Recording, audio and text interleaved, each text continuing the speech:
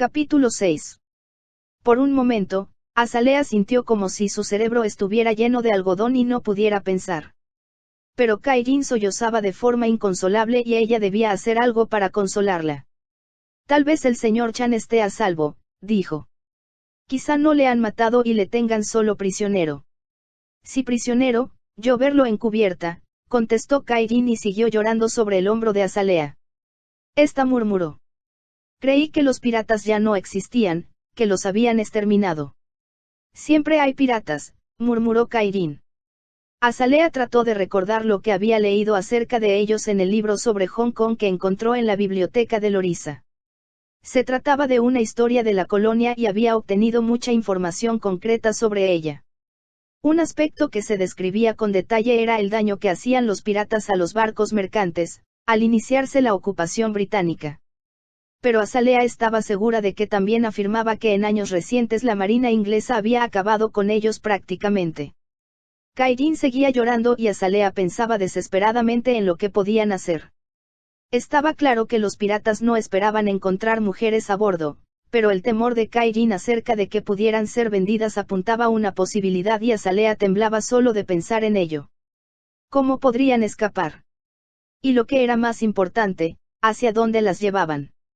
Notó que el satén de su túnica estaba ya mojado por las lágrimas de Kairin, pero ésta no lloraba ya con tanta violencia como al principio.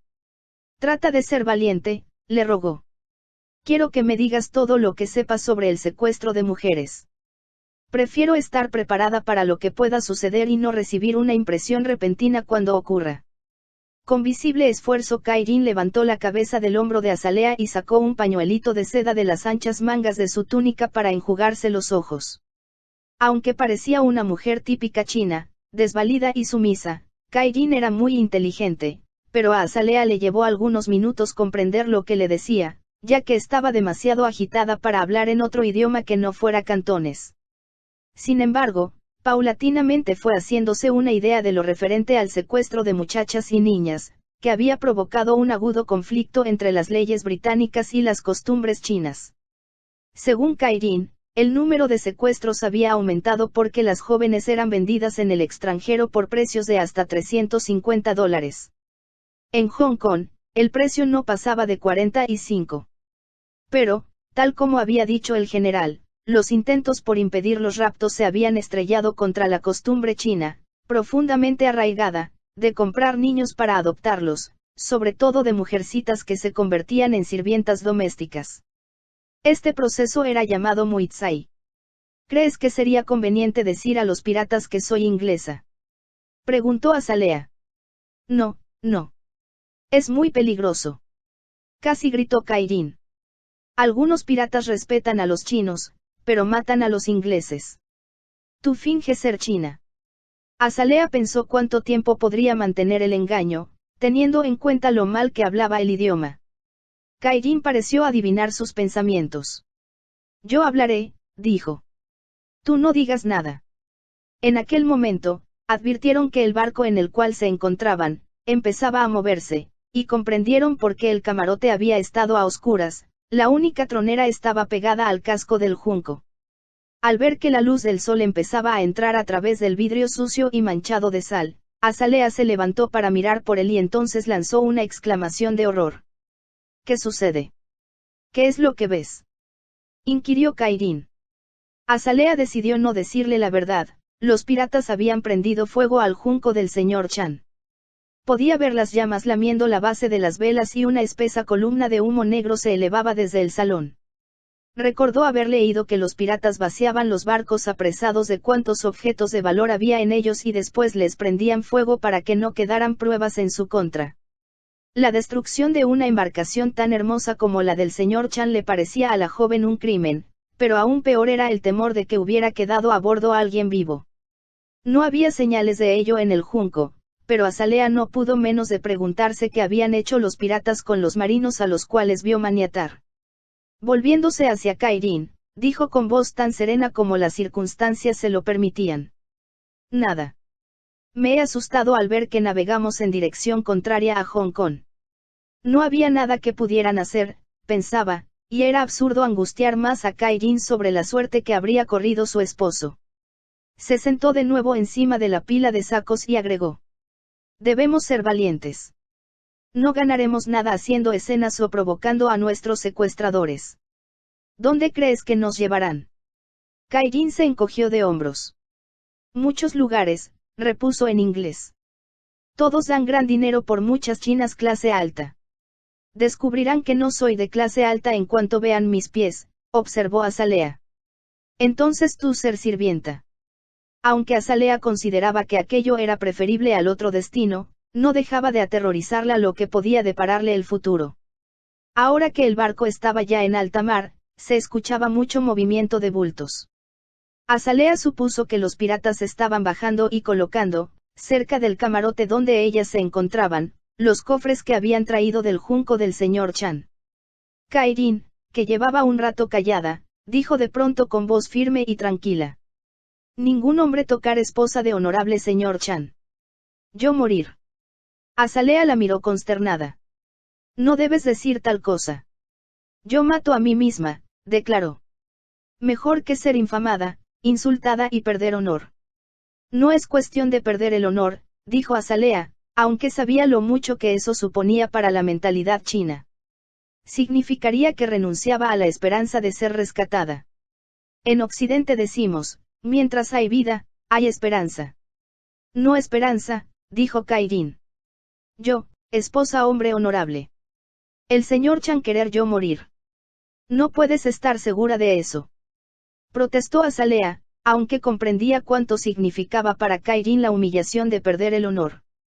Existía una dignidad en ella que no había revelado hasta entonces, sin duda porque era siempre difícil interpretar sus emociones, dada la impasibilidad de su rostro. Estaba sentada con la espalda erguida y los ojos convertidos en dos ranuras. Por favor, Kairin, suplicó Azalea, no pienses en algo tan horrible. Además, no puedes dejarme. Me sentiría aterrorizada sin ti. Nosotras separarnos al ser vendidas, contestó Kairin. Donde yo vaya, hay cuchillo. Es fácil morir con cuchillo. Por lo que más quieras, no hables así. Suplicó Azalea. Es malo, es un pecado quitarse la vida. Dioses chinos comprender, replicó Kairin. Azalea utilizó todos los argumentos que se le ocurrieron, pero comprendió al fin que ninguno había convencido a su amiga. Le parecía que ésta había crecido de pronto. De la suave, dulce y joven esposa de un hombre mayor, se había convertido en una mujer de principios firmes, cuya idea de la honorabilidad no podía arrebatarle nadie. Desolada, Azalea comprendió que si Kairin decía que se mataría, lo más probable era que lo hiciera. La vida siempre había tenido poco valor para los chinos, sobre todo para las mujeres. Las niñas que sobrevivían podían considerarse afortunadas. Según había leído Azalea, a las afueras de algunas poblaciones chinas había un cartel con esta indicación: prohibido ahogar niñas aquí.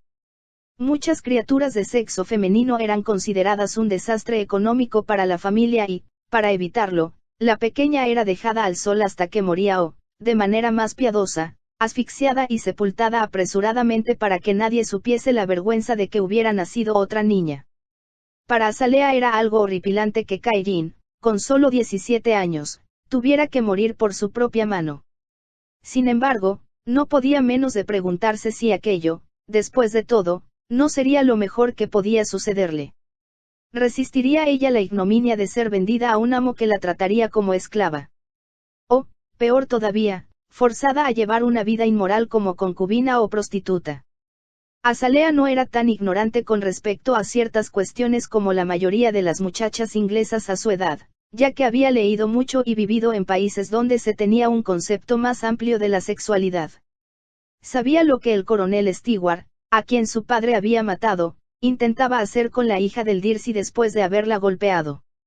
No era la primera vez que aquel degenerado hacía una cosa así y los rumores sobre su conducta habían llegado hasta Azalea, pese a que su madre procuraba evitar que se enterara de tales perversidades. Como solía conversar con los sirvientes indios, sabía que para ellos el amor físico era algo hermoso, un regalo de los dioses, por eso adoraban el acto de la fertilidad. Azalea sabía lo que significaban los símbolos fálicos de los templos y, debido a que había pasado la mayor parte de su vida en la India, la belleza y la maravilla de Krishna, el dios del amor, era para ella lo que podía significar que un hombre y una mujer se pertenecieran el uno al otro y se convirtieran en un solo ser. Los indios poseían una moralidad muy arraigada. Sus mujeres se mantenían aisladas y la pureza de la vida matrimonial era muy respetada. Eso era lo que Azalea confiaba encontrar algún día en el matrimonio. Pero lo que la esperaba ahora, si su amiga estaba en lo cierto, no era nada parecido, sino sucio y desagradable. Kairin tiene razón, se dijo. Yo también debo morir. Comprendía que si algún hombre la besaba después de haberlo hecho Mirvin Sheldon, ella se sentiría degradada. Le había amado desde el momento en que la tomó en sus brazos por primera vez, era lo que le había impedido oponerse a sus caricias. Solo podía hablarse realmente de amor cuando una persona pertenecía a otra de forma instintiva, no solo de cuerpo, sino también mental y espiritualmente. Amor era aquella magia que atraía a dos seres como si hubieran formado parte el uno del otro en una existencia pasada y fuera espiritualmente indivisible. Yo le pertenecí anteriormente, se dijo Azalea. Por lo tanto, nunca podré pertenecer a otro hombre. Decidió que, cuando la subieran a cubierta, se arrojaría al mar. Como no sabía nadar, se ahogaría irremediablemente. Su último pensamiento sería para Mirvin. Tal vez él la recordase alguna vez en el futuro, cuando se encontrara en un jardín tan hermoso como el del señor Chan, o cuando viera pasar volando una urraca azul. Esperemos que nos traiga buena suerte. Había dicho Mirvin. Pero no era la buena suerte lo que esperaba a Azalea, sino la muerte, las olas verdes cerrándose sobre su cabeza, mientras ella se hundía hasta el fondo del mar. Como sus pensamientos se hicieron insoportables, Azalea se levantó para ir junto a la tronera. Esperaba echar una última mirada al junco en llamas, pero ahora el barco pirata había dado la vuelta para aprovechar el viento y no se podía ver nada, excepto una isla verde y montañosa a lo lejos. Kairin permanecía callada y Azalea supuso que estaría rezando a Kuan Yin, diosa de la misericordia. Oh, Dios mío, ayúdanos. Envía a alguien que nos rescate, rezó también ella, pero sintió como si su oración fuera débil e ineficaz. Entonces recordó lo que su madre le había dicho en cierta ocasión, que las plegarias surgidas del corazón son siempre escuchadas. Estaban visitando un templo indio y Azalea, muy pequeña entonces, observó que las mujeres, con sus saris multicolores, oraban ante el altar del dios elefante. ¿Cómo pueden creer que esa graciosa figura con cabeza de elefante pueda escucharlas, mamá? Preguntó. Es la fe lo que cuenta, Azalea, contestó su madre. Cuando una oración sale del corazón, siempre hay alguien que la escucha, alguien demasiado grande y maravilloso para que nosotros podamos comprenderlo. Aunque puede tomar diferentes formas según los distintos pueblos, Dios es el mismo para todos. Azalea era entonces demasiado pequeña para entender con exactitud lo que su madre quería decirle, pero más adelante, cuando creció y llegó a saber algo de las religiones orientales, comprendió que los sacrificios que hindúes, musulmanes y budistas ofrecían a sus dioses tenían la misma intención, aunque esos dioses tomaran formas distintas en cada caso. Ahora estaba segura de que Kuan Yin, la diosa de la misericordia a la cual oraba Kairin, y el dios al que ella misma se dirigía, eran uno solo. Por favor, ayúdanos, suplicó nuevamente e imaginó que su plegaria era llevada en alas de un pájaro azul. De pronto se escuchó una explosión repentina, tan fuerte que todo el barco pareció vibrar con ella. Azalea dejó escapar un grito y rodeó con sus brazos a Kairin como para protegerla. La joven china se aferró a ella. ¿Qué sucede?, preguntó en un murmullo, evidentemente asustada. Cualquier respuesta que Azalea hubiera podido darle fue ahogada por el ruido ensordecedor de un cañón que alguien disparaba desde la cubierta que había por encima de ellas. Hubo otra explosión y Azalea comprendió que provenía de algún barco que los atacaba. La bala no dio en la embarcación pirata, pero estalló muy cerca, provocando una oleada de agua que se esparció sobre la cubierta y cayó después por los lados, cubriendo por un momento la tronera. Azalea corrió hacia esta para mirar al exterior. Es un barco inglés, Kairin, gritó. Por un momento, su amiga la miró como si no comprendiera lo que había dicho. Puedo ver la insignia blanca. Volvió a gritar Azalea.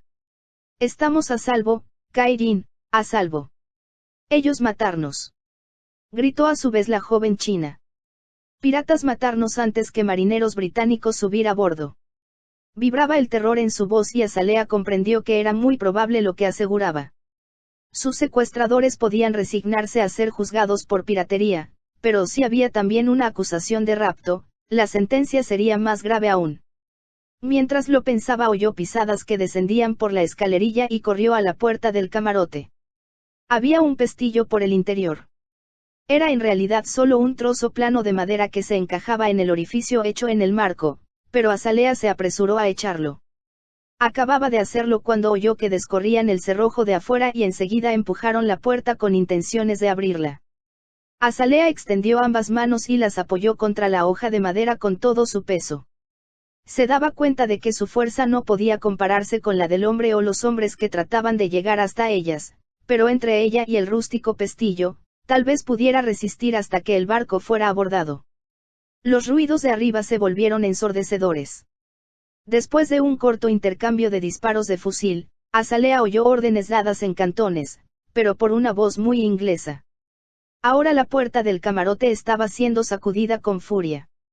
El pestillo, aunque crujiendo y a punto de saltar hecho astillas, resistió. De pronto Azalea oyó que quien empujaba echaba a correr, alejándose de allí. A continuación se escucharon también pasos que descendían la escalerilla y una voz, tal vez la misma de antes, dijo en inglés. Aquí está la carga. Obvio, como era de esperarse.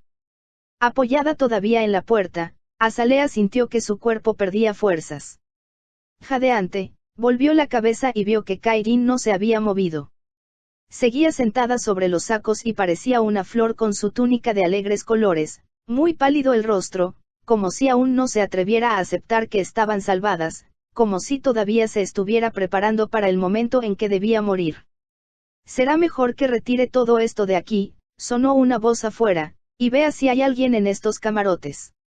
Con mano temblorosa, Azalea desechó el pestillo y abrió la puerta. Afuera había un oficial uniformado de blanco examinando la fila de cofres robados en el junco del señor Chan. Junto a él había varios marineros con su uniforme característico. Todos se volvieron para mirar a la joven y, en aquel momento, alguien empezó a bajar la escalerilla. Cuando llegó al pie de esta, Azalea giró la cabeza. Por un momento le fue imposible moverse. Azalea. Oyó pronunciar su nombre. Entonces corrió hacia él y sintió cómo sus brazos la rodeaban. Era como alcanzar el cielo. Su plegaria había sido escuchada.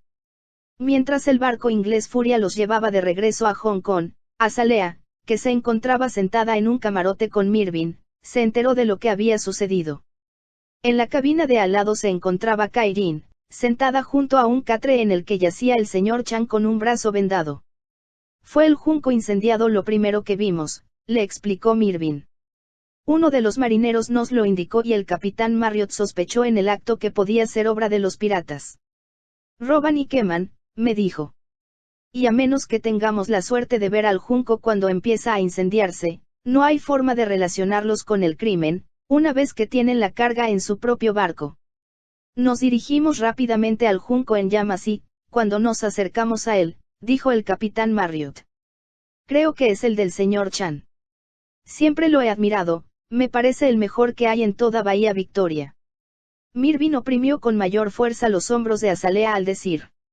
Fue entonces cuando sentí miedo. Pensó que yo podía estar a bordo. Haces cosas tan extrañas, que ya nada me sorprende. ¿Y qué hacía usted en este barco, milord? Preguntó ella. Había hecho gestiones para visitar varios barcos de guerra británicos y el capitán Marriott fue designado por el gobernador para que me acompañara. Comimos en el barco, visitamos 2 cañoneros e íbamos ya de regreso a la bahía. Gracias a Dios, te he encontrado a tiempo. Azalea apoyó la cabeza en el hombro de él. Kairin pensaba que los piratas que nos habían raptado, nos venderían, murmuró. Debes olvidar lo que podía haber sucedido. Son cosas que ocurren una vez en la vida, le aconsejó Mirvin con voz tranquila. La piratería ha sido combatida con tanta eficacia por la Marina Británica, que precisamente a la hora de la comida me decía el capitán que hay ya muy poco que hacer para los cañoneros actualmente. Los piratas son, espantosos, dijo ella, estremeciéndose. Se muestran agresivos deliberadamente porque así sus víctimas hacen lo que les exigen sin rechistar. Pero dispararon contra los marineros del señor Chan. Sí, mataron a un hombre y serán castigados por ello. ¿Por qué hirieron al señor Chan? Él opuso resistencia, así que le dispararon. Afortunadamente, la bala solo le rozó el hombro, pero fue lo bastante listo para comprender que lo mejor era fingir que estaba muerto. Se quedó inmóvil en la cubierta, cerró los ojos, y ya no volvieron a ocuparse de él. ¡Cuánto me alegro!, exclamó Azalea, recordando la desesperación de Kairin. Cuando los piratas se marcharon, el señor Chan trató de apagar las llamas con su único brazo sano. Es un hombre valeroso. Mucho. Y fue doble suerte que estuviera vivo, porque de otra manera no hubiéramos podido seguir a los piratas con tanta premura, para salvarte a ti y a la señora Chan. ¿Qué sucedió con los demás tripulantes?, preguntó Azalea. Los encontramos atados en la cubierta del barco pirata. Me imagino que la mayor parte de ellos, para salvar la vida, se habrían unido a los piratas, que siempre andan buscando marineros hábiles. Los que se niegan a hacerlo, pocas veces viven para contarlo.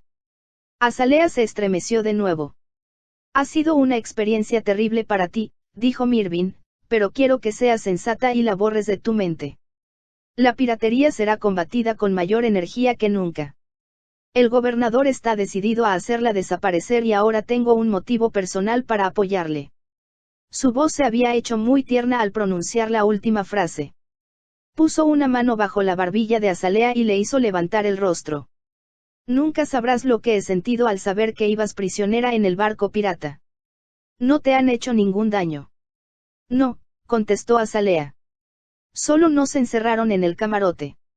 Pero el último momento, fue aterrador, cuando Kairin pensó que nos matarían antes de que subierais a bordo. Un hombre trató de abrir la puerta, pero yo la aseguré por dentro.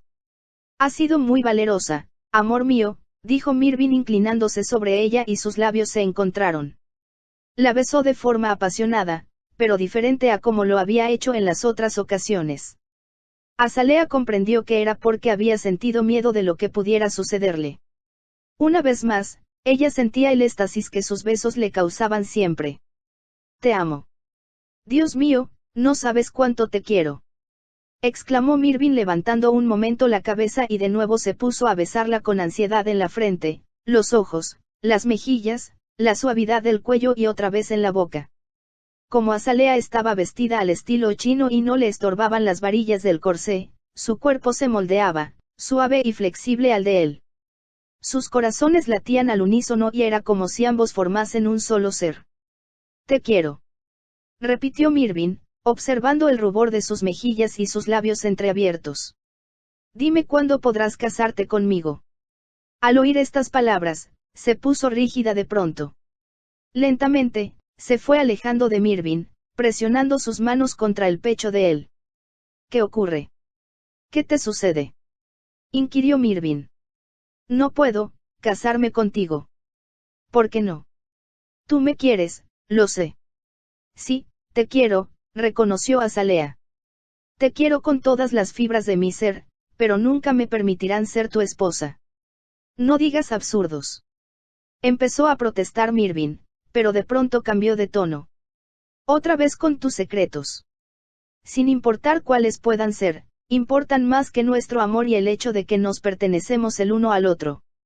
Importan, porque no puedo decirte cuál es mi secreto, y porque debido a él, mi tío nunca permitirá que me case contigo. Hablaré con el general. No. Sería inútil. Entonces si tu tío no da su consentimiento, nos casaremos sin él, dijo Mirvin con firmeza. Pero el general es mi tutor, objetó Azalea. Ambos sabían que un tutor no solo podía concertar un matrimonio, sino también impedirlo legalmente. Una muchacha estaba completamente bajo la jurisdicción de su tutor, como lo estaba bajo la de sus padres en vida de estos. Además, aunque Azalea hubiera sido mayor de edad, el general podría seguir rechazando a cualquier pretendiente, sin consultarla a ella siquiera. Tras un breve silencio, Mirvin dijo con voz grave. Esta es la primera vez en mi vida, Azalea, que le pido a una mujer que se case conmigo. No tenía intenciones de perder nunca mi soltería y, aunque admito haber tenido muchas aventuras amorosas, hasta ahora no había estado realmente enamorado. Observó la expresión ansiosa de ella y la besó brevemente en los labios. Fue una caricia muy ligera, pero con ella manifestaba Mirvin su devoción por la mujer amada. Creo que la noche que te besé por vez primera, continuó diciendo, supe que algo perfecto y único me había sucedido. No podía olvidar la dulzura de tus labios bajo los míos y no podía menos de advertir las sensaciones extrañas, fuera de lo común, que el beso provocaba en ambos. No me equivoco al pensar que tú sentiste lo mismo, ¿verdad? No, no te equivocas, contestó Azalea. Fue tanto, que no pude evitar que me besaras, aunque sabía que debía impedírtelo. Y luego no podía creer que fuera verdad aquella magia que parecía trastornar mis sentidos. Esa es la palabra adecuada. Fue una cosa de magia, aunque me dije que tal vez estuviese equivocado, o que el whisky del general era demasiado fuerte. ¿Y, cuándo volviste a verme?, preguntó Azalea. Comprendí que eras la mujer que había estado buscando toda mi vida, aunque no supe reconocerlo al principio. No quería aceptar que en realidad deseaba casarme contigo. Y sin embargo, ahora creo que mi corazón estaba ya seguro de que nos pertenecíamos el uno al otro, aunque el cerebro insistía en mostrarse escéptico. Riendo, Mirvin agregó. Me confundías y asombrabas, como todavía me ocurre. Aún tienes que explicarme por qué leíste el expediente secreto sobre Hong Kong que posee tu tío el general, por qué hablas ruso y por qué me rehuías en el barco. Una vez más puso los dedos bajo la barbilla de Azalea y la obligó a mirarle. ¿Cómo pudiste hacer que perdiéramos tanto tiempo? Mientras estuvimos en el Orissa, hubiese podido tenerte muchas veces entre mis brazos, besarte horas enteras. Sus labios estaban ya en los de ella al decir la última palabra. Azalea solo se dio cuenta del creciente deseo que surgía en ella, de la emoción intensa que le hacía difícil respirar. Te deseo, dijo Mirvin con voz profunda. Te quiero ahora, en este momento y para toda la eternidad. Eres mía, Azalea, me perteneces. Creo lo mismo que tú, murmuró Azalea, y siento que nos hemos pertenecido en existencias anteriores. Estoy seguro de ello, amor mío. He vivido en la India lo suficiente para saber que no hay ninguna otra explicación razonable para las luchas, el hambre y las desdichas de la humanidad. Mi felicidad está en ti. Y la mía, en ti, murmuró Azalea. Entonces volvemos a donde empezamos, dijo Mirvin con una leve sonrisa. ¿Cuándo te casarás conmigo? No me comprendes, dijo Azalea con aire desolado, y no hay nada que pueda hacer para convencerte. Solo puedo asegurarte que te amaré toda mi vida e incluso más allá de esta, pero nunca me permitirán ser tu mujer.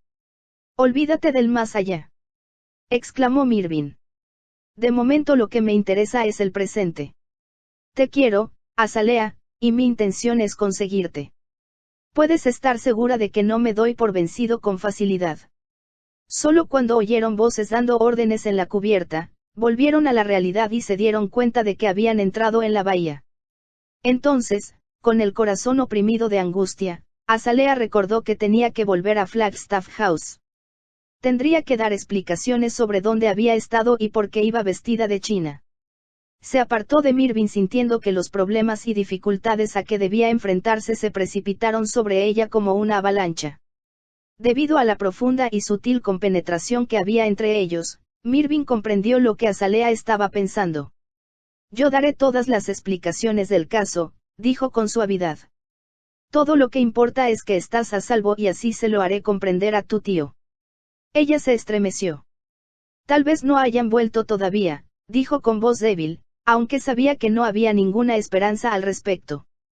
El sol se ocultaba ya y Azalea supuso que serían más de las 6, la hora que el general se marcaba siempre como límite máximo para regresar a casa. Déjalo todo en mis manos, repitió Mirvin y la besó con ternura en la frente. Azalea se despidió de Kairin con mucho cariño prometiendo ir a verles tan pronto como pudiera. Después de despedirse también del capitán Marriott y darle las gracias, Azalea subió a un carruaje cerrado, que debía conducirla, en compañía de Mirvin, a Flagstaff House. Temerosa de lo que le esperaba, deslizó una mano en la de él y se sintió reconfortada por la cálida fuerza de los dedos masculinos. No debes tener miedo, le aseguró él. Confía en mí, Azalea. Te prometo que me saldré con la mía como de costumbre. Quisiera creerte, contestó la joven. Confío en ti y lo sabes. Entonces no te preocupes tanto, amor mío. Tienes los ojos más hermosos que he visto nunca, pero quiero que desaparezca de ellos esa expresión de temor. Quiero verte feliz y tranquila, y he de lograrlo aunque me lleve toda la vida. Azalea apoyó su mejilla en el hombro de Mirvin un momento. Soy completamente feliz cuando estoy contigo. He sido tan desdichada estos últimos años, desde que murió mi padre, que tu amor es para mí como salir de un túnel oscuro hacia la luz. ¿Cómo murió tu padre?, preguntó Mirvin. Azalea se puso rígida. No esperaba que él le hiciera aquella pregunta y no había pensado en qué respuesta darle. Sin darse cuenta, sus dedos oprimieron los de Mirvin. Después, advirtiendo que él aguardaba una contestación a su pregunta, tartamudeó. De tifus, murió de tifus. Los ojos de Mirvin estaban fijos en el rostro de ella y con una expresión que, si Azalea no hubiera estado mirando hacia otro lado, habría reconocido de inmediato. El carruaje llegaba ya a las puertas guardadas por centinelas de Flagstaff House. Quiero que te vayas a la cama en cuanto lleguemos, dijo Mirvin a la joven. Has pasado por una experiencia agotadora. Yo hablaré con tu tío. Sube directamente a tu cuarto y procura dormir, querida mía. Mañana todo estará arreglado. Ella nada dijo, pero Mirvin comprendió que estaba asustada. Su instinto siempre despierto, le había revelado que el secreto de Azalea estaba relacionado con su padre. El coche se detuvo al fin frente a la residencia. Cuando el lacayo bajó para abrir la portezuela, Mirvin insistió. Haz exactamente lo que te digo, Azalea, vete enseguida a tu habitación. Ella le miró con los ojos llenos de sombras. Te quiero. Musitó, se dio la vuelta y descendió del carruaje.